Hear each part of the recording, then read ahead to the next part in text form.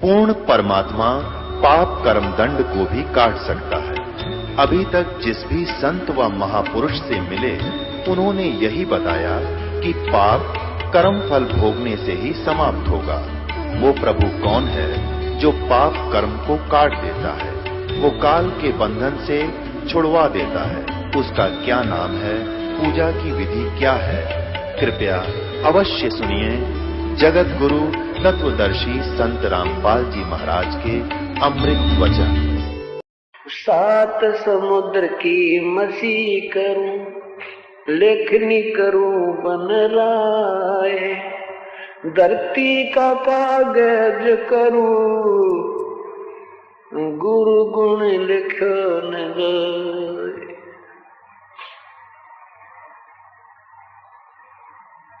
परमेश्वर के पाने का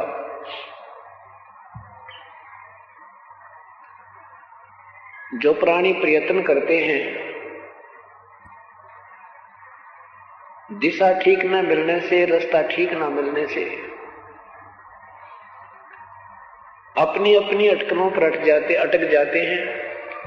सदग्रंथों को ना समझकर संतों ने अपने लोकवेद के आधार से ज्ञान प्रचार कर दिया, अपनी सूझबूझ के अनुभव की पुस्तकें बनाकर ढेर सारी समाज में प्रवेश कर दी। जिज्ञासुओं ने, श्रद्धालुओं ने उनको खरीद खरीद कर परमात्मा की तलाश करनी चाहिए, परंतु ज्ञान उलट हो जाने से, विधि गलत हो जाने से प्रयत्न करके भी असफल रहे।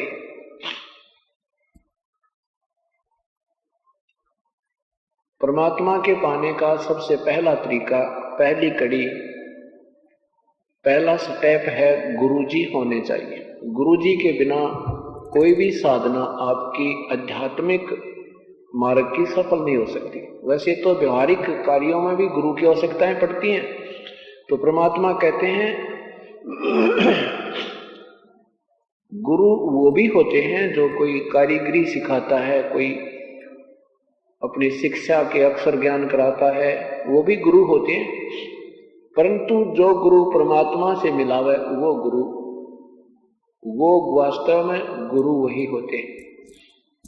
गुरु सोए सत ज्ञान, गुरु सोए सत नाम सुनावे, और गुरु कोई काम न आवे।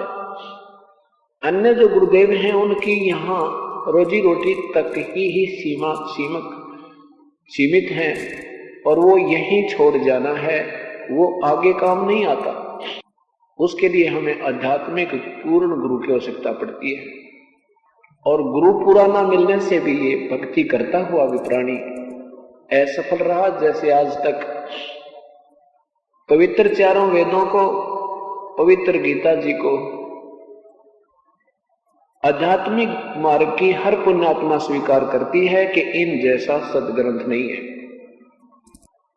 इनकी आड़ लेकर के, इनका सहयोग लेकर के, इनका नाम लेकर के ऋषियों ने, महर्षियों ने अपने मार्ग प्रशस्त कर दिए, और पुण्यात्माओं ने वेदों का नाम सुना कि वेदों अनुसार मैं साधना बता रहा हूं, वो स्वीकार कर दिया कि वेदों के अनुसार है तो फाइनल है।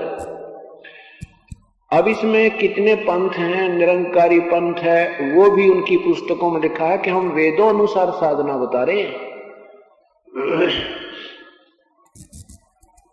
वेदों का प्रमाण उन्होंने अवश्य दिया है, और अन्य जितने भी संत हैं वो वेदों को सत्य मानते हैं और उन्हीं के अनुसार से अपने मार्ग को समर्थन देते हैं। ऋषि महर्षि कहलागे वो महापुरुष, उन्होंने भी वेदों अनुसार जैसी उनकी सूझबूझ ने काम किया, साधनाएं की, अन्य को भी मार्गदर्शन किया। लेकिन वेद क्या बताना चाहते हैं, वेदों का उद्देश्य क्या है, ये वो ऋषि और महर्षि, ये दुर्वासा जैसे महापुरुष भी नहीं समझ पाए। ये कलयुग के ऋषियों और महर्षियों की तो गिनती किसी खाते में कोई ना, ये तो उआ बाई वांडे, ना वेदों का ज्ञान और ना इनका कोई अपना अनुभव। उन महर्षियों ने श्री वशिष्ठ जी जिनके श्री राम शिष्य हुए, श्री राम को भी उन्होंने ओम नाम दिया था, क्योंकि और उस समय कोई शास्त्र ही नहीं था, न कोई उपनिषद थे, न कोई पुराण बना था। और वेदों में ओम नाम है, और वेदों के बोलने वाला प्रभु कहता है कि वो परमात्मा कोई अन्य है, उसकी साधना मैं नहीं जानता, ना वेदों में वर्णित है। उसके लिए किसी तत्वदर्शी संत की तलाश करो, वही आपको मार्गदर्शन करेगा। वो तत्वदर्शी संत मिला नहीं, और ये गुत्थी तत्व ज्ञान की सुलझी नहीं। आज तक उलझी हुई थी ये। परमात्मा आए थे, परमेश्वर ने 600-550 वर्ष पहले यही प्रयत्न किया था, और वो तत्व ज्ञान जो चारों वेदों में, पवित्र चारों वेदों में, पवित्र गीता जी में आज भी विद्यमान है। 550 वर्ष पहले परमात्मा, यानी 600 वर्ष पहले प्रभु उसका ज्यों का त्यों वर्णन किया करते थे। लेकिन इन एक संस्कृत के ज्ञाता होने के कारण हमने इनको बहुत ही बड़े आचार्य मान लिया, इनको महर्षि माना, और उस तत्व ज्ञान को उस साधारण लैंग्वेज में, सिंपल लैंग्वेज में, साधारण सी भाषा में जो परमात्मा हमें दे गए थे, उसको रिजेक्ट करवा दिया। आज भी अगर ये वेदों में समर्थन नहीं मिलता, पवित्र गीता जी सहयोग नहीं देती, 18 पुराण परमात्मा की वाणी से नहीं मिलते, तो कोई नहीं मानता कि कबीर परमात्मा है। आज विवश होना पड़ रहा है बुद्धिजीवी प्राणियों को कि सचमुच ये तत्व ज्ञान, इसी को तत्व ज्ञान कहते हैं। वास्तविक ज्ञान ही यही है। अभी तक ज्ञान हमारे पास नहीं आया था। जिन पुण्यात्माओं ने समाचार पत्रों में लेख पढ़े हैं, उन्होंने प्रार्थना की कि हमें वो पुस्तक भेज दो, उनको मुफ्त पुस्तकें भेजी गई। अब उन्होंने पढ़ पढ़ कर अपने पत्र डाले हैं, उन पत्रों को पढ़ ले आंखों से पानी ना सूख है। कोई कहता मैं 40 साल से भ्रम रहा था, कोई लिखता मैं 20 वर्ष से भटक रहा था। बुद्धिजीवी लोगों ने ये पुस्तकें मंगाई है और उनका निर्णय निकला, वो तो निकाला निर्णय है। गहरी नजर गीता में परमेश्वर का सार संदेश पढ़ना है, निष्कर्ष तो बिल्कुल हर पृष्ठ पर निकला पड़ा है। तो अब वो पश्चाताप कर रहे हैं। भगवान कितने डले डो दिए, कोई संत नहीं छोड़ा, कोई पंथ नहीं छोड़ा, सदग्रंथ बहुत पढ़े, लेकिन जो निर्णय अब मिला है ये तो ऐसे रखा जैसे उंगलियों पर गिनवा रखे, नारे नारे सब्जेक्ट, उनके अध्याय, उनके प्रश्न नंबर। अब वो प्राणी परमात्मा की चाह में घूम रहे थे, रास्ता मिल गया। यही कबीर साहब कहते हैं, पीछे लग गया जाऊं था मैं लोक वेद के साथ, रस्ते में सतगुरु मिले भाई दीपक दीन्या हाथ। क्या कहते हैं परमात्मा, अपनी महिमा आप पर गावें, दूसरे किस न बताएं। धर्मदास, इस संसार में मैं जब आया, मुझे कोई भी परमेश्वर के बारे में जानने वाला प्राणी मेरे सामने नहीं आया। अब किसका समर्थन लूं, किसको मैं सहयोगी बनाऊं, अपनी महिमा आप पर गाऊं, आप पर सुनाऊं, आप पर सुनो। तो कहते हैं पीछे लग गया जाऊं था मैं लोक वेद के साथ, आप पर दास बने, आप पर भगवान बने, आप पर एक परम संत बने, और आप पे एक परम भक्त का रोल किया, और आप ही एक कवि बने, गागा का अपनी महिमा आप पर गानी पड़ी। कोई दूसरा इस संसार में परमेश्वर के तत्व को जानने वाला नहीं था और ना सुनने को तैयार थे। लोकवेद क्या होता है? सुना सुनाया ज्ञान, अक्षेत्रीय ज्ञान। जैसे अभी तक ये दास हनुमान पुजारी था, लोकवेद के आधार पर ब्रह्मा विष्णु महेश को सुप्रीम पावर मानते थे, और इनके कोई माँ बाप नहीं, ये अजन्मा है, सर्वेश्वर है, महेश्वर है। इस तरह की इनकी जो दंत कथाओं के आधार पर हमने महिमा सुनी थी, इसको लोकवेद कहते हैं।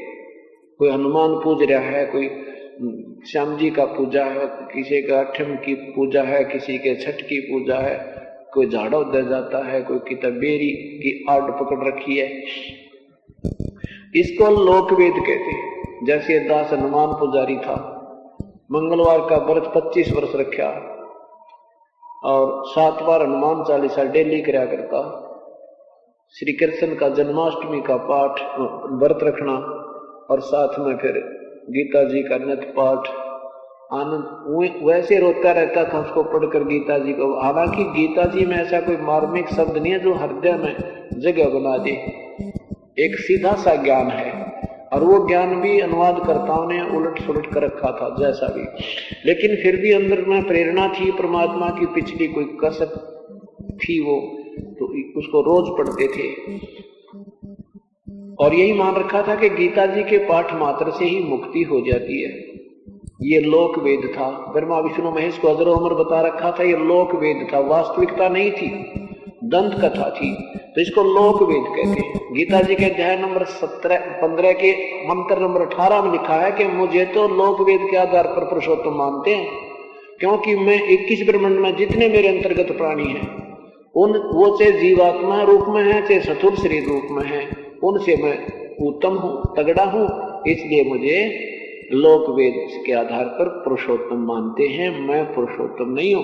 वो तो 15वें अध्याय के 17वें श्लोक में बता दिया कि वो उत्तम पुरुष है तो अन्य, वो तो कोई और प्रभु है जो तीनों लोकों में प्रवेश करके सबका धारण पोषण करता है, वही परमात्मा कहलाता है। वो अविनाशी वास्तव वही है। तो परमात्मा क्या कहते हैं कि पीछे लग गया जाऊं था मैं लोक वेद के साथ। अब जैसे हम लोक वेद के आधार पर अपने दृढ़ होकर लगे हुए थे, तो संत मिले, उस परमेश्वर तुल्य संत ने इस दास के ऊपर रहम किया और फिर ये सदग्रंथ देखे। सचमुच ये तो उनके ज्ञान की रोशनी में ये देखा कि सचमुच हम गलत जा रहे हैं। अब चानना हो गया, हमें मार्ग मिल गया, अंधेरे में टॉर्च मिल गई, हम गड्ढों में नहीं गिरेंगे, अब उस वे पर चलेंगे, उस रास्ते पर चलेंगे जिसमें कोई रोड़ा और कंकर नहीं है, कोई गड़ा नहीं है, यानी कुपथ नहीं है, कुमार्ग नहीं है, हम सुमार्ग चलेंगे। तो अब उस रोशनी से तत्व ज्ञान के प्रकाश के अंदर हम चल रहे हैं। ये दीपक दे दिया। अब जैसे तो इसको कहते हैं पीछे लग गया जाऊं था मैं लोक वेद के साथ, रस्ते में सतगुरु मिले दीपक दे दिया हाथ। इस भक्ति मार्ग में, इस भक्ति के रास्ते में सतगुरु मिले, सच्चे संत मिल गए, उन्होंने ये ज्ञान रूपी एक टॉर्च दे दी, तत्व ज्ञान रूपी। अब उसके आधार से और मैप अपने साथ है, उसके ऊपर चल रहे हैं। उसके बाद कहते हैं जय सत, अब सतगुरु के उपदेश का लाया एक विचार, जय सतगुरु मिलते नहीं तो जाते नरक द्वार। पहले तो अपना ये एक नशा हो रहा था,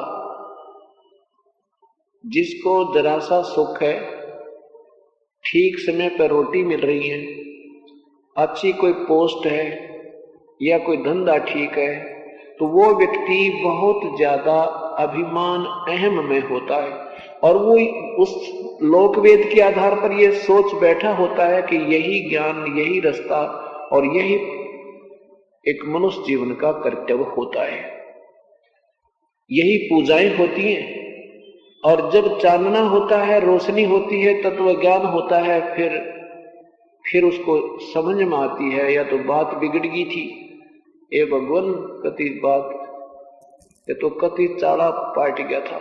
अब जैसे बच्चा छोटा सा होता है, उसको नहीं पता कि तो सचमुच ही गड्ढे में गिर जाएगा या बिजली के हाथ लगा दिया नंगे तार का तुझे मार डालेगी।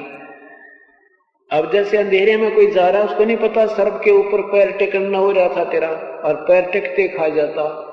और जिस दिशा में हम जा रहे थे, आगे बहुत भयंकर डाकू बैठे थे या कोई भयंकर पशु रहते, ये जानवर रहते थे, और किसी ने रास्ते में आकर रास्ता बता दिया कि ये ठीक नहीं मार्ग, तेरा गलत जा रहे हो, और फिर वापस आ जाओ और फिर 10 आदमी और बताओ कि ये रास्ता तो बहुत भयंकर था, वहां तो इतने पहले मर्डर हो लिए, इस प्रकार कोई व्यक्ति मार दिया उन्हें जंगली जानवरों ने, फिर वो व्यक्ति कितना डरा करे, वो फिर बाद में सोचे भगवान मुझे तो बात बिगड़ गई थी, भला उस व्यक्ति का, भला उस बहन भाई का जिसने हमें रास्ता ठीक बता दिया, नहीं तो सह परिवार मर जाते। तो अब इस सत्य कुमार्ग पर जाने वाले, शास्त्र विरुद्ध साधना करने वाले कुमार्ग पर जा रहे हैं और उनको कोई सुमार्ग बता देता, फिर वापस आ जाते हैं, फिर उसको पता लगता और आसपास के व्यक्तियों का, क्षेत्र के व्यक्तियों से, ये तो बहुत भयंकर रास्ता था, तुम बच कैसे गए, बहुत अच्छा समय पर तुम्हें कोई मार्ग रास्ता बताने वाला ठीक मिल गया, नहीं तो बहुत भयंकर रास्ता था, तुम तो वापस नहीं आने थे। फिर वो व्यक्ति विचार कराया करे, तेरा गजब हो, हे भगवान कति बात बिगड़ गई थी। फिर कई दिन तक उसकी जो ना वो बात भूल नहीं पड़ती। तो जब आप सियाने हो जाओगे और जिस कुमार्ग पर जा रहे थे उसके बारे में वापस आकर के फिर सोचोगे, विचार करोगे कि जय ये व्यक्ति ना मिलता है, भगवान कति बात बिगड़ गई थी। अगर ये सतमार्ग नहीं मिलता तो ये 2 दिन का डमडमा था, चाहे हम कितने ही उच्च पोस्ट पर थे, चाहे कितना ही हमारे पास पैसा था, फैक्ट्री थी, कुछ भी था, परंतु भविष्य कुछ भी नहीं था। यहां से जाने के बाद खाली जाते। तो अब वो याद आती है वो दिन, उन बातों पर विचार करने को परमात्मा हमें कहते हैं कि ऐसे विचार करो कि जय सतगुरु मिलते नहीं। होए होए, सतगुरु के उपदेश का, सतगुरु के यानी सच्चे मार्ग के जानने वाले के उपदेश यानी उस ज्ञान का अब ईब विचार किया जब उस मार्ग कुमार्ग से वापस आए और सुमार्ग से होने वाले लाभ और कुमार्ग में जाने वाले की जो हानि से अब हम परिचित हुए। कहते लाया एक विचार है, जय सतगुरु मिलते नहीं तो जाते नरक द्वार, नरक द्वार में दूत सब फिर करते खेचा तान, उन तक कदे ना छूटते फिर करते खेचा तान। फिर बताते हैं कि उस परमेश्वर तुल संत ने हमें सारा बाईपास निकाल दिया। जय सतगुरु मिलता नहीं तो जाते नरक द्वार, नरक द्वार में दूत सब फिर करते खेचा तान। जैसे पशुओं को फाटक में रोक क्या करे ना, चारों तरफ से घेर कर लठ मार मार के, और वो उसमें जाना नहीं चाहते, ऐसे ही जब नरक की तरफ हम चले ले जाते हैं इन भक्तिहीन प्राणियों को, और वहां टोड़ के टोड़ यमदूत ले लेकर लठ इसे भयंकर फरसे चमचमाते कति अग्नि मसाल और चारों तरफ खड़े हो जाते हैं। जब उनको नरक में ठोके ना, नरक में कोई जाकर जी कोई ना। इस शरीर के अंदर एक और सूक्ष्म शरीर है, वो अलग होता है, शरीर के अंदर होता है, तो उसमें ये प्राणी इसी स्वरूप में होता है। इसका ज्यों का तो कॉपी उसके ऊपर हो जाती है, यही रूप होता है ज्यों का तो। उसका आकार छोटा बन जाता है, वो बड़ा भी हो सकता है कुछ उसमें ऐसे, और रिफ्लेक्ट भी हो सकता है। तो उसको उसमें दर्द ज्यादा होता है प्राणी के शरीर के माध्यम से भी उसी को पीड़ा होती है। तो वहां जब उसमें डालते हैं नरक में, वहां फिर रिहर्सल होती है, वो वापस बाजे यम के दूध सिर में लठ मारे कितना लागो। उस शरीर में मरता नहीं प्राणी शीघ्र सी, और पीड़ा घनी होती है, दर्द बहुत भयंकर होता है।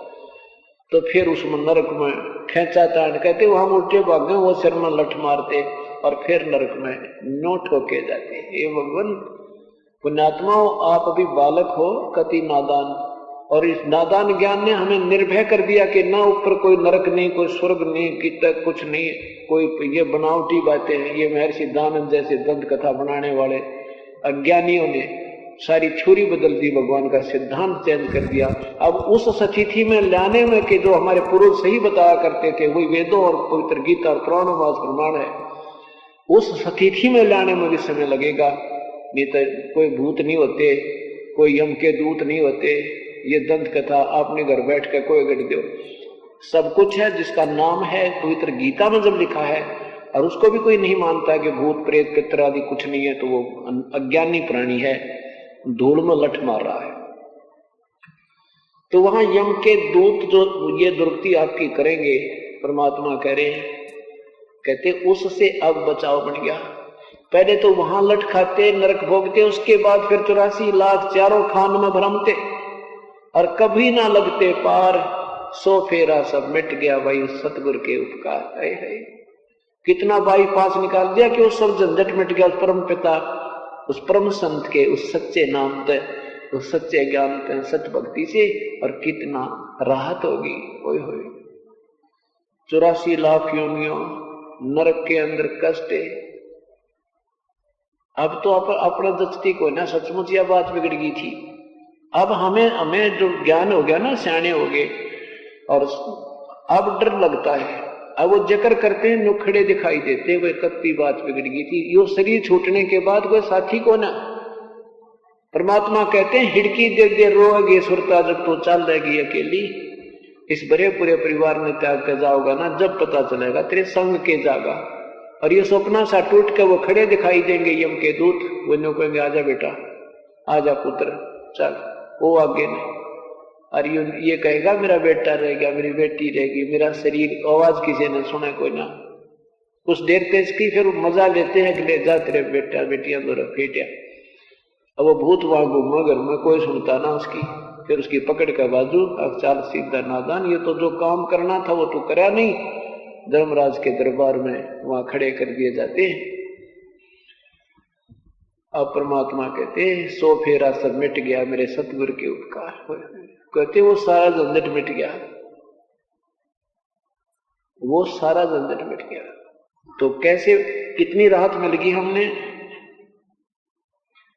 नहीं तपत सिला पे जलना, कोई 84 का बहना, रोग कटा सुमेर समान, वो समान या गई तरसना खांसी। रोग कटा सुमेरु समान, वो समान या गई तरसना खांसी। मेरे गुरुदेव भगवान दियो काट काल की फांसी। नहीं तपत शिला पर जलना, रहा कोई 84 का बहना, 84 लाख योनियों में नहीं जाएंगे हम। रोग कटा सुमेरु समान, एक बहुत बड़ा सुमेरु पर्वत है, बहुत बड़ा स्वर्ग में। कहते हैं इतना बड़ा कष्ट था अपने ऊपर, वो कष्ट, वो रोग, जन्म और मृत्यु, 84 लाख योनियों में बरमना भटकना का।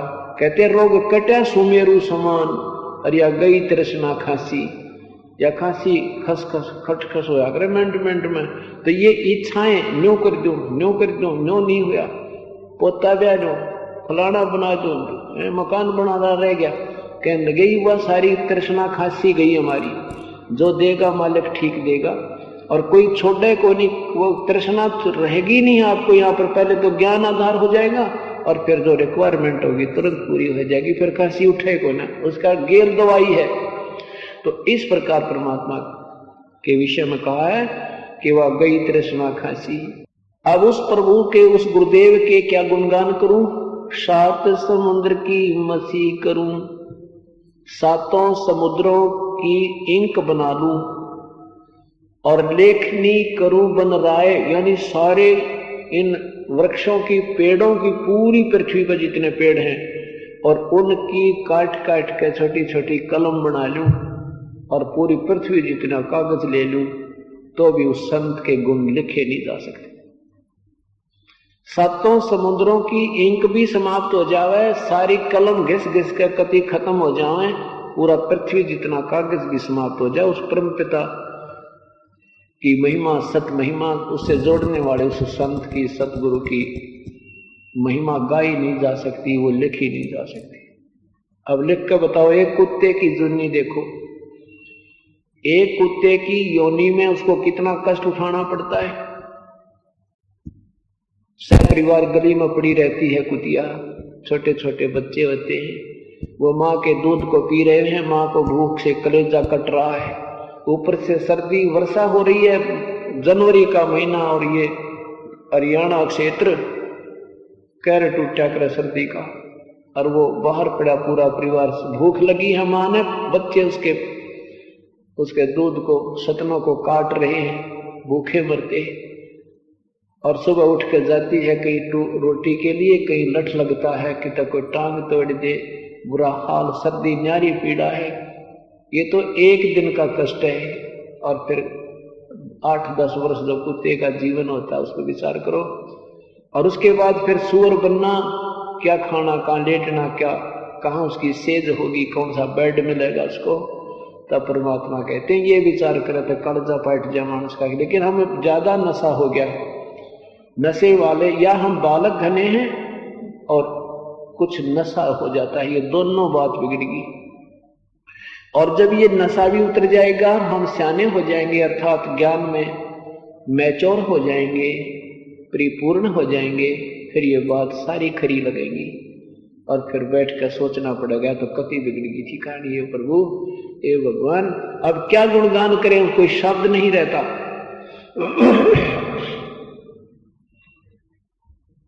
इसलिए परमात्मा का सबसे पहला जो स्टेप है प्रभु की तरफ चलने का, सबसे पहले गुरु होते हैं। और गुरुदेव को हम एक मानुष मान लेते हैं। परमात्मा कहते नहीं, गुरु मानुष कर जानते ते नर कहिए अंध, होए दुखी संसार में आगे यम के फंदे। परमात्मा के तल गुरु को मान कर चलो। आप देखो, वैसे 3 सतिथि है प्रभु के मार्ग में। एक उपास्य इष्ट होता है, एक उपासक होता है, एक बीच में मीडिएटर होता है, एक बिचौला होता है, उन दोनों को मिलाने वाला। परमात्मा कहते हैं, मैं रोवत हूं सृष्टि को या सृष्टि रोवे मोहे, गरीबदास इस वियोग को समझ ना सकता कोई। मैं तो कहता हूं मैं भगवान हूं, कबीर साहब कह रहे हैं, और ये मुझे ढूंढ रहे हैं, हे भगवान, हे परमात्मा, हे बंदी, हे ईश्वर, मेरा ये बेटा दुखी है, मेरा कोड लाग रहा है, मेरी घाटा हो रहा है, मेरा ऐसे नुकसान होता है, मुझे ऐसी परेशानी है, दूर करियो। हे भगवान सुखदाता, कहाँ हो दयालु। और मैं कहता हूं कि मैं परमात्मा हूं, तुम कहते तुम भगवान नहीं है। मुझे तुम भगवान नहीं मानते और तुम मेरी तलाश कर रहे। इस अपने वियोग को, हम दोनों के बीच में जो दीवार खड़ी कर दी काल ने, इस अज्ञानता की, इसको हटाने के लिए, मुझे पहचान, मेरी पहचान कराने के लिए एक थर्ड पर्सन की जरूरत पड़ती है, उसको गुरु कहते हैं। और वो व्यक्ति, मम संत मुझे जान मेरा ही स्वरूपम, मेरे संत को फिर मेरा ही स्वरूप मानना, जो मेरी महिमा सच बताता है, और उसको, उसके प्रति फिर आपकी भावना वही होनी चाहिए जो परमात्मा में होती है। तो हमने परमात्मा पाने के लिए गुरु जी को भगवान मानना होगा, प्रभु मानना होगा, उसके जो के तो उसको सपोज करना होगा। जैसे गणित के एक सवाल में, गणित के एक प्रश्न में जो ब्याज आदि का होता है, उसमें मूलधन ज्ञात करना होता है, उससे पहले एक समय या दर निकालना होता है। उसके लिए सपोज करना होता है, मान लो मूलधन 100 रुपए। हालांकि 100 रुपए मूलधन नहीं होता, वो लाखों और करोड़ों में होता है। उस लाखों और करोड़ों वाले मूलधन को प्राप्त करने के लिए 100 रुपये मूलधन मानना पड़ता है, और उसका कोई विकल्प नहीं है कि वो मूलधन हमें मिल जाए ताकि हम पास हो जाएं। इसी प्रकार हमने गुरुदेव को भगवान मानना होगा, और तभी हम सफल होंगे। अब जब हम गुरुदेव को भगवान मानेंगे तो गुरुदेव के प्रति कैसी श्रद्धा अपनी होनी चाहिए। आपके समक्ष परमात्मा आ जाए, जैसे स्वयं परमेश्वर कबीर साहब आए थे, उसमें वो इस दास की तरह ही अपनी महिमा आप ही गाया करते थे और कहते थे, पूर्ण परमात्मा का मैं नुमाइंदा आया हूं। उनसे हमें बहुत लाभ भी हुए, लेकिन हम उनको परमात्मा नहीं मान पाए। क्यों नहीं मान पाए? क्योंकि उनके बीच में तीसरा और नहीं था जो ये सिद्ध कर दे कि सचमुच ये भगवान है। आप ही आए थे, तो हम उनसे पूर्ण लाभ प्राप्त करते रहे, फिर भी इन अज्ञानी संतों और आम समाज में जो अज्ञान से अज्ञान जो भरा हुआ था, उसके आधार पर हम फिर भी उनको एक जुलाहा, एक सिद्ध पुरुष ही मानते रहे, परमात्मा नहीं माने। क्योंकि आज भी किसी की छुरी उठा के देख लो, कोई श्री राम का उपासक है, श्री कृष्ण जी का उपासक है, श्री ब्रह्मा का, श्री विष्णु का, श्री शिव का, और चाहे कैसा भी साधक है, वो भगवान विष्णु की मूर्ति बना रखी है, कोई पूछा परमात्मा कैसा हो, वो तो बस अवर्णनीय है, वो तो निराकार है, उसका तो ज़हूर ही न्यारा है। सुनी सुनाई दंत कथाते हैं उस परमात्मा को, फिर भी हम ऐसे मानते रहे। और सारे सदगुण बताते हैं परमात्मा से शरीर है, उसका नाम कबीर है और वो मनुष्य सदृश है। सदग्रंथ हमारे सामने प्रमाण करते हैं। तो आज वो परमात्मा आपके समक्ष होता और आप जैसा व्यवहार उसके साथ करते, तो आज वो दास को बैठा दिया उस परमेश्वर ने। अब वो नोटिस लेते हैं कि कौन कैसी श्रद्धा इस दास में रखता है।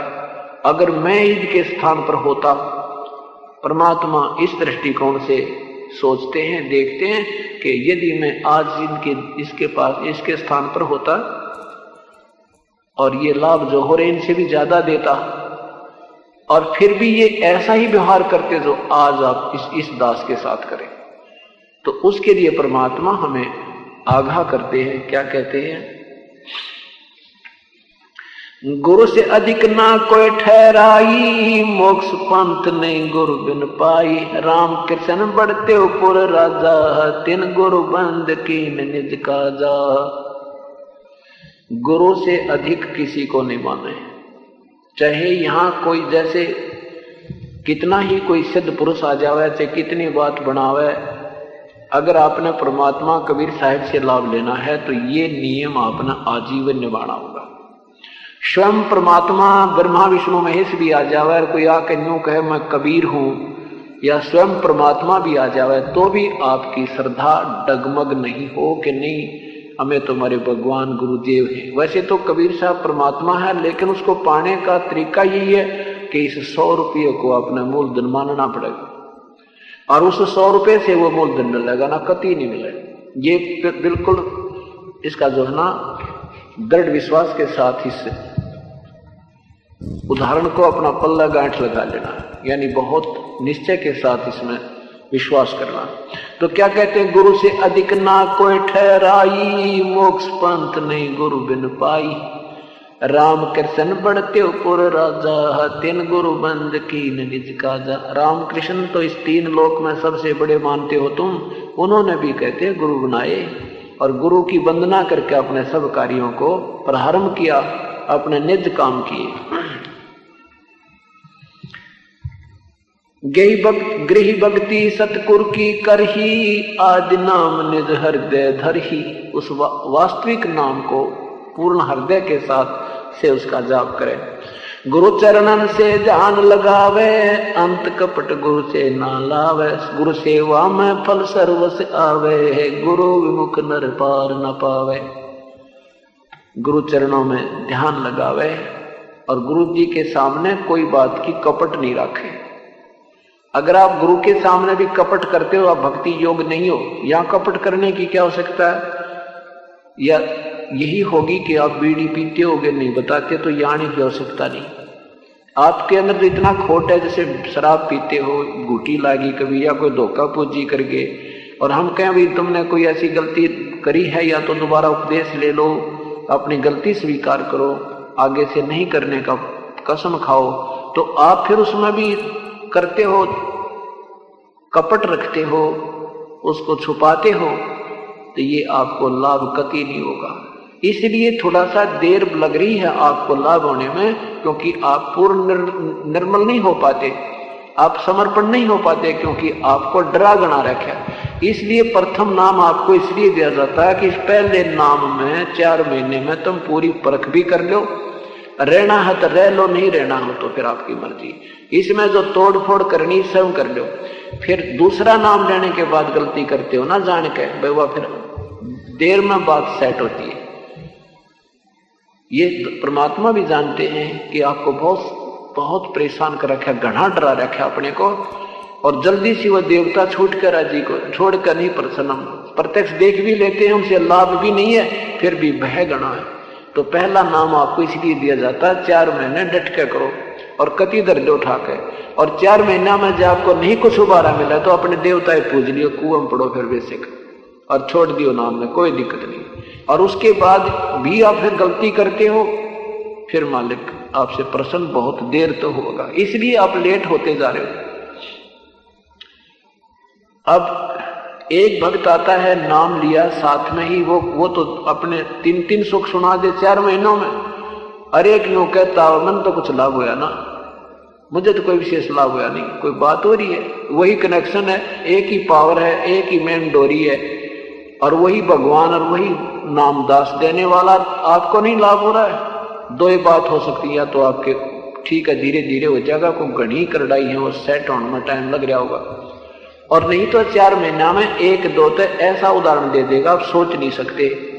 जो सच्चे दिल से समर्पण करते, हम सच्चे दिल से नहीं कर पाते, इसी करके दिक्कत होती है। तो परमात्मा क्या कहते हैं, गुरु सेवा में फल सर्वस पा आवे, गुरु विमुख नर पार न पावे, गुरु वचन निश्चय कर मन, पूरे गुरु की सेवा ठाने। पूरे गुरु की, यहां बात बिगड़ रही है।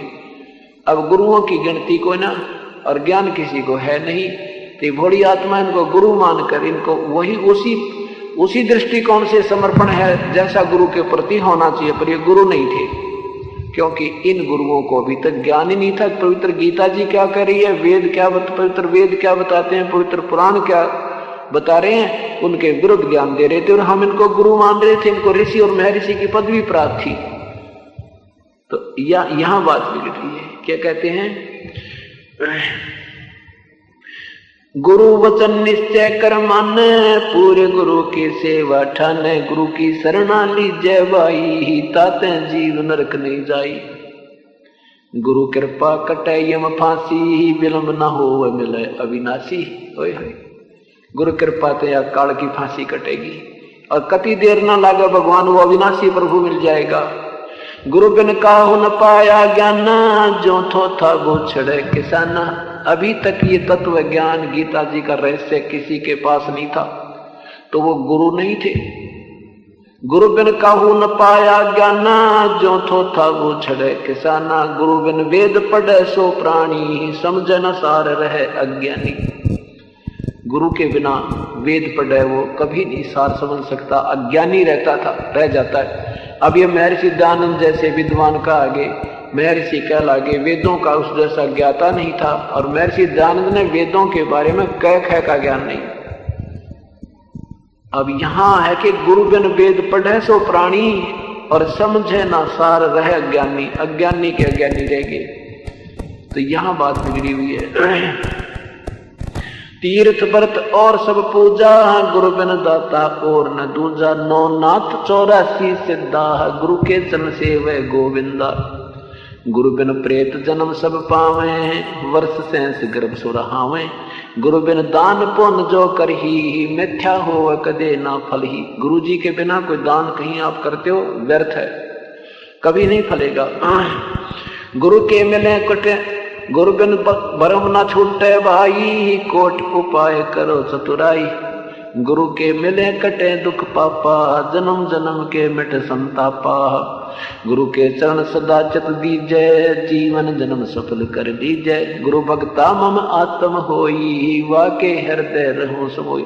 जो मेरे संत के प्रति जितना समर्पण होगा, जो मेरे गुरु का, मेरे भेजे हुए संत का जो सेवक होगा, भक्त होगा, उसकी आत्मा में मैं समाया रहूंगा। अब जो पुण्यात्मा सच्चे दिल से लग रहे हैं, परमात्मा आपके अंदर आपकी शक्ति प्रवेश करता है, अपने आप के अंदर वो अपनी रजा बख्शता है, जिसके कारण आप में तड़फ बनती रहती है। कई भक्त बहन भाई तो कहते हैं यहाँ से जाते हैं ना, अगली पुण्यवासी गिनते हैं, कई दिन और रह गए, उंगलियों पर गिनते हैं, 100 शुक्र मनाते हैं, ये परमात्मा कोई काल बाधा ना कर दे, कोई काम ऐसा ना अड़ जाए, हम ना जान पाए।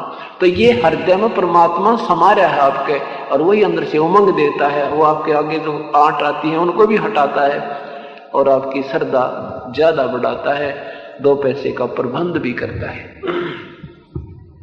गुरु भक्ता मम आत्म होई, वाके हृदय रहूं समोई। उसके हृदय में समाया रहूंगा, और फिर वो अपने सत्संग की तरफ ज्यादा लगन लगाएगा। 68 तीर्थ भ्रम भ्रम आवे, 100 फल गुरु के चरना पावे। 10वां अंश गुरु को दीजे, जीवन जन्म सफल कर लीजे। अपनी इनकम, अपनी जो सेविंग का, जो बचत का 10वां अंश गुरु को दीजिए, जीवन जन्म सफल कर दीजिए। अब इतनी हिम्मत मारे पोती को ना, और हम इस करके थोड़े से ढीले रह जाते हैं। अब परमात्मा कहते हैं, चिड़ी चौंच भर ले गई, नदी न गट्यो नीर, दान दिए धन घटे नहीं, यो कह रहे साहब कबीर। लेकिन कुपात्र को नहीं, सुपात्र को, कुपात्र को दिया दान व्यर्थ है। वो नकली गुरुओं को दिया हुआ दान भी कोई लाभ नहीं होता। पूर्ण संत और फिर दान दे के देखो। कहते हैं जब दान दें तो धन घट जा, कहते बिल्कुल नहीं, मैं कह रहा हूं, मैं अपनी मोहर लगा रहे हैं परमात्मा ने, दान दिए धन घटे नहीं, कह रहे साहब।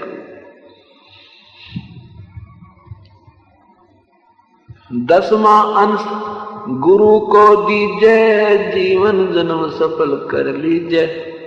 गुरु बिन होम यज्ञ नहीं कीजिए, गुरु की आज्ञा माहे रहीजे। गुरु की आज्ञा के बिना ना किसी हवन करवावे, ना कोई अपना पाठ करवावे, कुछ नहीं करे, अपने मालिक के अनुसार ही चलने से लाभ होता है। गुरु सुर तुरु सुरधेनु समाना, पावे शरण मुक्ति परवाना। गुरु सुरतरु कहते हैं कल्प वृक्ष, देवताओं का पेड़। स्वर्ग में कल्पतरु होता है। कहते हैं वहां जो इच्छा करें उसी समय वो खान पान, वही वस्तु उसको उपलब्ध हो जाती है। जैसे ऐसा समझ लो जैसे रेस्टोरेंट में रहते हैं, बैल दबा दी, चाय की दबा दी, चाय वाला लेकर आ जाएगा। भोजन चाहिए भोजन दबा दो, और क्यों चाहिए वह दूसरी लिखी होती है उन बैलों पे।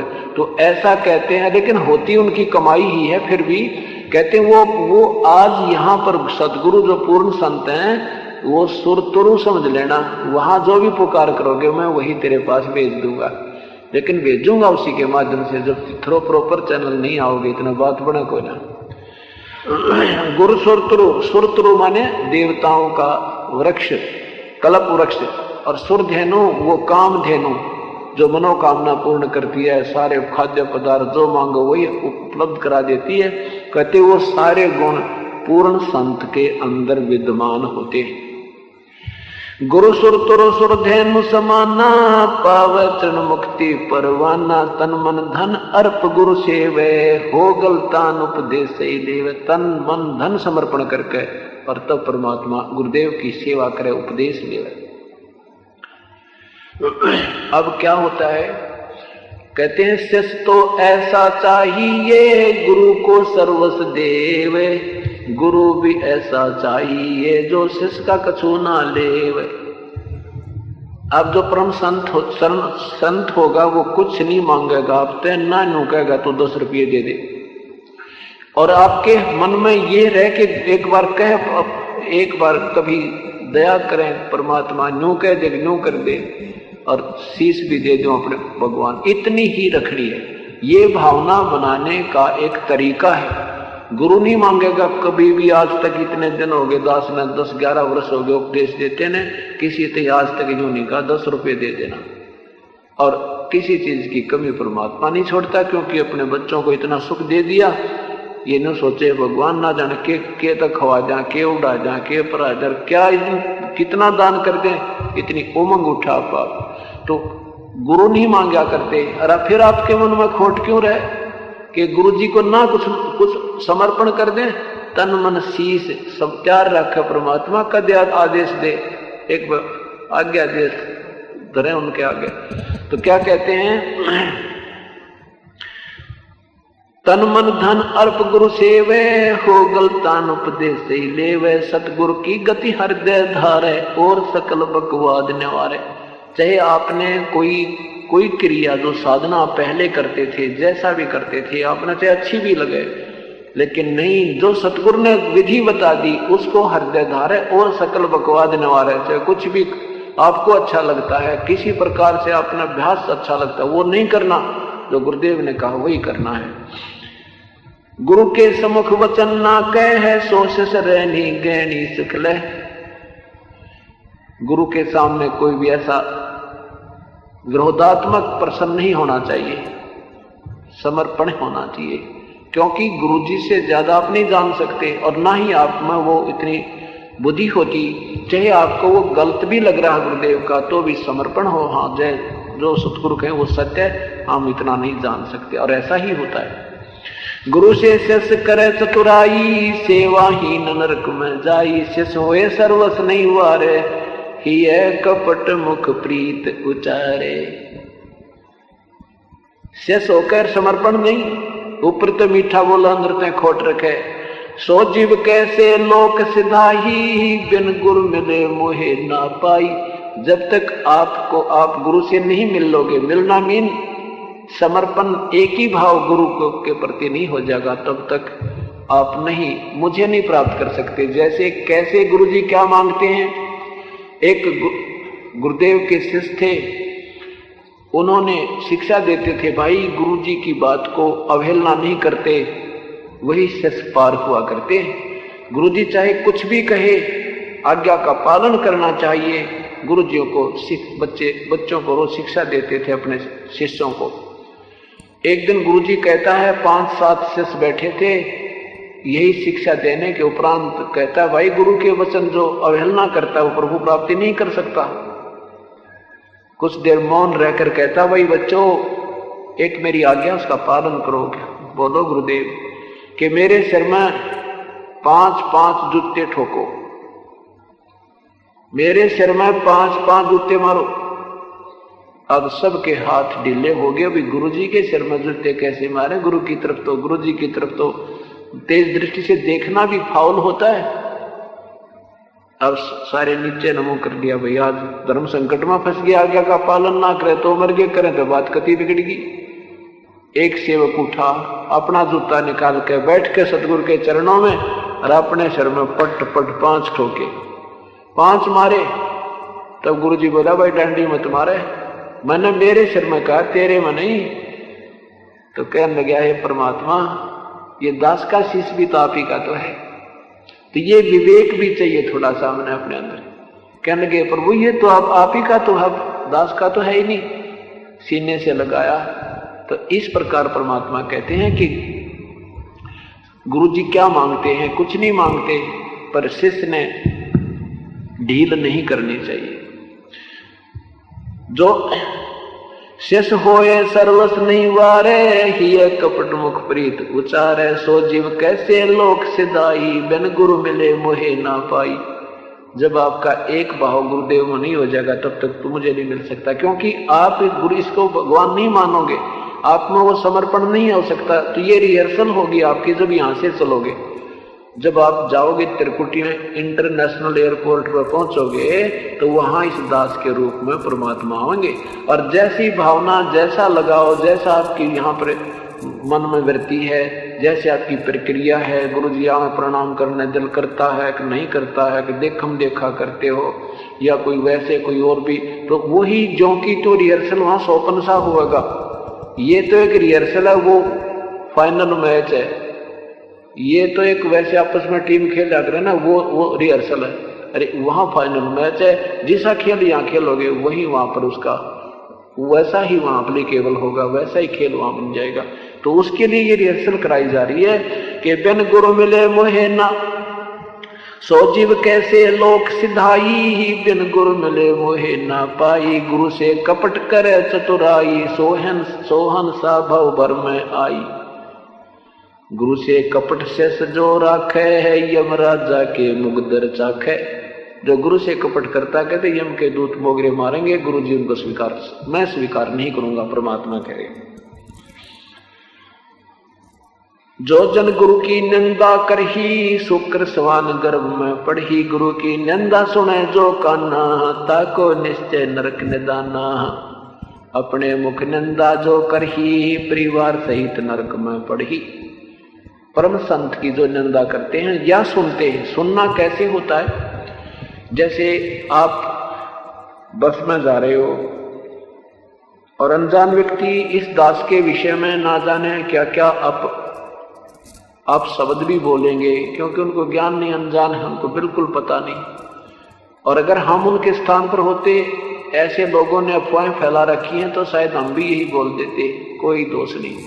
और वो कहें आपके गुरुदेव के बारे में वो ऐसा है, वो दुनिया को लूटता है, वो ठग है, फलाना है, और आपके मन में न्यू आ जाती है भाई इतने इतने जने कह रहे हैं शायद ऐसा हो, तो आपने वह निंदा सुन ली। और आपके मन में ये नहीं आता और आप कहते ये के जाने नादान हमारे गुरुदेव के बारे में, हम वहां डेली जाते हैं और ये सुनी सुनाई कह रहे हैं, आपके मन में भी न्यू नहीं आवा कि सत्य कह रहे हैं, लड़ा भी नहीं उनता और कोई बात भी नहीं करे, कोई बात नहीं कहते रहेंगे। लेकिन और बोले तो प्यार से समझावा उनको, कह भाई तुम नहीं, आप नहीं जानते, हम कोई बालक नहीं, नादान नहीं, हम तो रोज जावे, यानी महीने 20 दिन में जा ही रहे हैं, आपने जाकर भी ना देखा, आपको नहीं पता। और वो ज्यादा पकवाद करते हैं, फिर उनकी नहीं सुने, अपने मन में खोट नहीं आवत, आपने सुनकर भी नहीं सुनी, वो निंदा आपने सुनी नहीं, और सुनकर आपके मन में खोट आ जाता है भी ऐसा भी हो सकता है, वो आपने सुन ली, उनका से फिर काम बिगड़ जाता है। और अपने मुख फिर समर्थन कर दे, निंदा कर दे गुरुदेव की, कहते हैं परिवार सहित नरक में पड़ी, क्योंकि घर बैठ कर फिर वो बकवाद करेगा, बच्चा का भी भाव बदल जाएगा, फिर सारे नरकाहारी हो जाएंगे। इस प्रकार इसमें सावधानी घनी रखनी पड़ेगी। ये फाउल पॉइंट बताए जा रहे हैं। अपने मुख निंदा जो करही, परिवार सहित नरक में पढ़ी, गुरु को तजय भजय जो आना, तापसुआ को फोकट ज्ञाना। एक बहुत ही जो है ना इंपॉर्टेंट पॉइंट है, ये बहुत ही आवश्यक एक पॉइंट है, इसको नियम है, इसको बहुत ध्यान से सुनना, इसका बहुत अप्लीकेबल करना। जैसे अब तक क्या बिजली गिरती रही कि जैसे एक कमाल नाम का बच्चा 13 वर्ष की आयु का मृत्यु हो गई थी, घर वालों ने तो जल प्रवाह कर दिया था, अंतिम संस्कार कर दिया था, परमात्मा ने वो पिछले जन्म में कमाली की तरह कभी सतगुरु के चरणों में रही थी वो आत्मा, और 5-4 वर्ष ऐसे साधना करके अंडी पाक गया था, यानी गुरुद्रोही नहीं हुआ था परंतु मार्ग त्याग गया था। ऐसे ही फिर परमात्मा ने वो 3-4 वर्ष भरम भटक लिया था जन्मों में, फिर उस आत्मा पर फिर रहम कर दी और फिर वापस उस कारण बना के शेख तकी का और वो जीवित कर दिया था। तो उस लड़के को अपने बच्चे की तरह रखा, ज्ञान दिया और वो कमाल फिर अंडी पाक गया। 10 प्रशंसक हो गए, भाई कमाल तो कमाल ला पड़ा है, ओहो गुरुदेव जैसा ज्ञान करता है तो भाई कमाल कर दिया। कमाल क्योंकि सतगुरु जवान लड़का था, वो ज्ञान 10-12 वर्ष सुना, उसका कंठस्थ याद हो गया, सतगुरु की वाणी होगी, बड़ी आवाज थी, और 64 लाख शेष हो गए थे उसमें, 10-5 हजार उसके समर्थक हो गए, वो अंडी पाक गया। सतगुरु ने बहुत समझाया, ने कहा मैं अपना कर्म बना ले, क्यों कर्म फोड़े तू। और जो सतगुरु गुरु को तजय भजय जो आना, अपने प्रभु से अलग दूसरे में जो तेरी आस्था होगी, चाहे कोई दान कर रहा है, दान कर रहा है तो अपने लिए कर रहा है, कोई बैठा भजन कर रहा है, माला फिर हो वही हो तो भाई सारी रात भजन करता है, वो अपने लिए कर रहा, तो उसका प्रशंसक बन गए, तो आप उसके भगत हो गए, उसको भज रहे हो, उसको याद कर रहे हो, उसका समर्थन कर रहे हो, उसकी प्रशंसा कर रहे हो। कोई दान कर रहा है, भाई हो यू तो भाई कमाल कर दिया, बड़ा दानी, और आप तो निदान नहीं हो रही, या तो उसकी रीस करो तो अच्छी करो। अगर वो भजन करता दिखा, आप भी मंत्र ले लो, माला शुरू कर दे तो अच्छा, और उसी के प्रशंसक हो जाना। ये गुरु को तजय भजय जो आना, मान ले कोई 4 बातें यहाँ से सीख गए इस ज्ञान को, और कोई आपको बताने लग जाए यहाँ बैठकर, आपके मन में न्यू आ जाए चाड़ा पैट दिया, ओ हो यो तो भाई कमाल हो गया, आप उसको भज रहे हो, आपके मन में ये ज्ञान भी सतगुरु का दिया हुआ है, ये हमें भी पता है, इसको थोड़ा सा बोलना ठीक आ रहा है, समझा ठीक रहा, बस इतनी सी बात है। ये दास भी नहीं अपना कहता कि मैंने ये रिकॉर्ड तोड़ दिया ना, ये तो पहले परमात्मा हमें दे गया था, और दास तो उसका जो क्या तू आपके सामने भेज रहा बता के बस। और ये अहम आ जाएगा फिर जिस दिन न्यू हो गया कि मैंने न्यू कर दिया, तो जिस दिन न्यू आ गया कि मैंने कर दिया और आपने न्यू आ गया कि ये बहुत बढ़िया है, गुरुदेव से अलग आपकी आस्था हटगी, तो आप उसका भजन कर रहे हो। तो गुरु को तजय भजय जो आना, तापसुआ को फोकट ज्ञाना।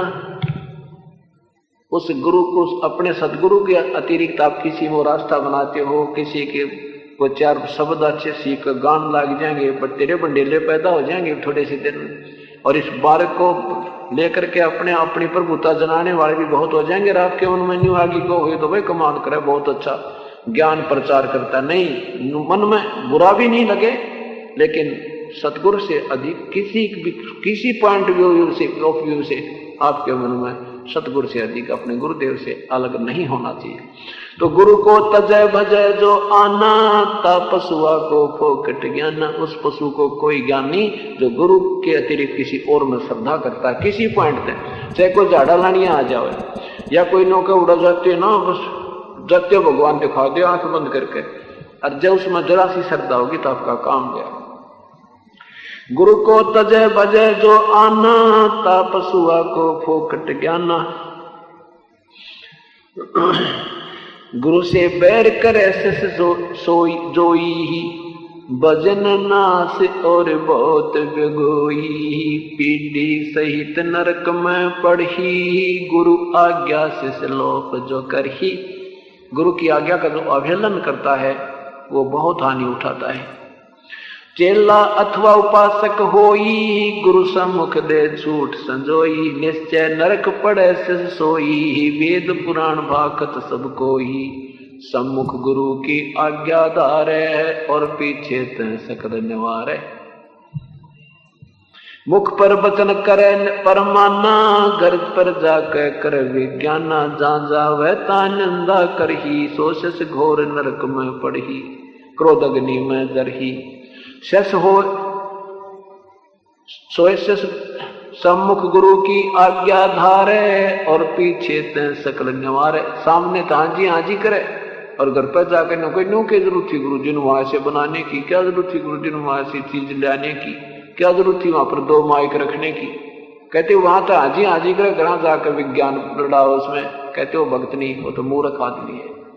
तो जो सतगुरु जो कर रहे हैं उसके आपके मन में भी ये नहीं आना चाहिए, यहां से नहीं होना चाहिए था, यहां से नहीं होना चाहिए था, तो ये भी आप में खोट है। यानी इन सब से हटकर एक निर्मल होकर प्रभु के चरणों में समर्पण करके चलना होगा, तब निर्बाध भक्ति बनेगी।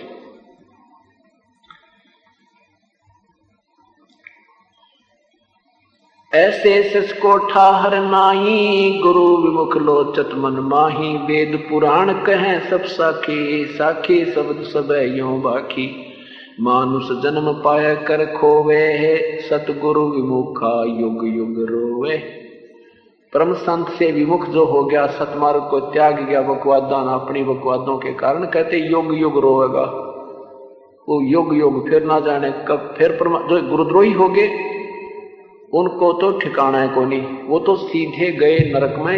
ये मनुष्य जीवन पूरा करने के बाद कई युगों तक उनको, कोई 1000 युगों तक मनुष्य शरीर नहीं मिलेगा। और बाकी जो वैसे चले जाएंगे 2-4 मनुष्य जन्म के इस पुण्य से हो भी जाएंगे, तो फिर 84 में चौकस जाएंगे। तो यहाँ कहते हैं वेद मानुष जन्म पाए कर खोवे, सतगुरु विमुखा युग युग रोवे। और जो गुरुद्रोही हो जाते हैं वो कौन होते हैं? गुरु जी का मार्ग भी त्याग जाते हैं, फिर जगह जगह निंदा करते हैं। आप न्यारा ढोल रख लेते हैं, अपनी न्यारी चौधर बनाकर नाम देने लग जाते हैं, और गुरुदेव की पहले वो तो अपने संत की निंदा करते हैं, परम संत की। बाकी निंदा तो वो फिर गुरुद्रोही हो जाते हैं। आम संत जो संत नहीं उन्होंने त्याग देने में कोई पाप नहीं, लेकिन बुराई उनकी पर्सनल जातीय बुराई नहीं करे। वो लुटेरा है, वो चोर है, वो ठग है, वो गुंडा, ये बुराई आपके शब्द नहीं निकलने चाहिए कभी भी। हाँ, उनका मार्ग गलत है, तुलनात्मक उनका मार्ग गलत है, भक्ति ठीक नहीं, वो बिल्कुल सरेआम कह सकते हैं, वो निंदा नहीं होती। सत्य कहना निंदा नहीं होती।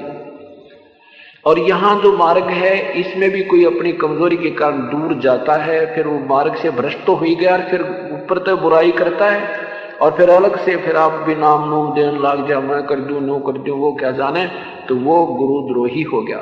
तो ऐसे व्यक्ति जो गुरुदेव के विषय में अपशब्द या गलत बोलता है, उसको ज्ञान नहीं है या कोई और बुराई निकाल कर बात करता है, वो गुरुद्रोही है। उसके तो संग करना पाप है, चाहे घर में भी व्यक्ति क्यों नहीं है, भक्ति मार्ग की बात उस तक करे नहीं।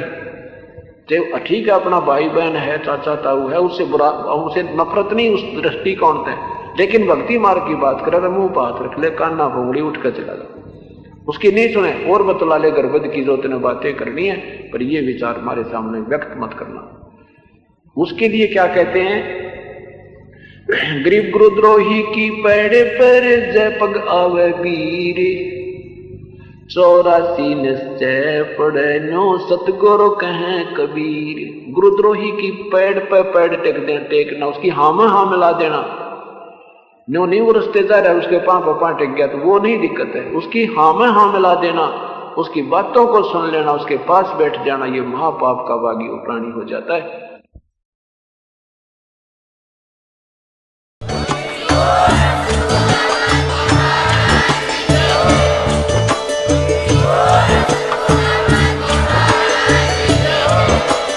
आप सुन रहे थे जगत गुरु तत्वदर्शी संत रामपाल जी महाराज जी के मंगल प्रवचन। अधिक जानकारी के लिए विजिट कीजिए हमारी वेबसाइट www.jagatgururampalji.org। संत रामपाल जी महाराज जी के शुभ आशीर्वाद से पूरे विश्व भर में 500 से भी ज्यादा नाम दीक्षा केंद्र हैं, जिन पर संत रामपाल जी महाराज जी द्वारा ऑनलाइन निशुल्क नाम दीक्षा दी जा रही है। अपने नजदीकी नाम दीक्षा केंद्र का पता करने के लिए संपर्क करें 8222880541।